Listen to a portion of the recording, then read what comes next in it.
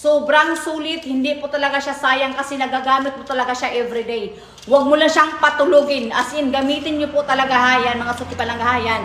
Ang paggamit nito ha, 5 to 10 minutes ha, 30 minutes a day. Saka na lang kayo magdagdag kung pasa okay na siya, kung di kayo busy mga suki palangga. Basta 30 minutes, papawisan na kayo mga suki palangga yan. Papawisan na kayo ng ganitong pawis po. Kaya bonggang-bongga na yan siya.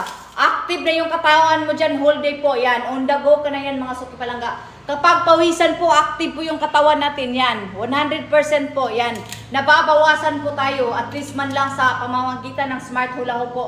Pang weight loss massage po yan. Maganda po yan siya. I-ano po, ipa-recommend po sa mga matataba dyan yan. Maganda po yung Smart Hula Hoop po natin ha yan. Fit na fit po yan sa atin ha. Kung pareho ko kayo ha, may mga taba-taba dito sa side mga suki palangga. Maganda ang Smart Hula Hoop po. Alam nyo ba kung bakit mga suki palangga? Wala ka lang kasing gagawin nito kundi kikimbot ka lang. Kapag kumikimbot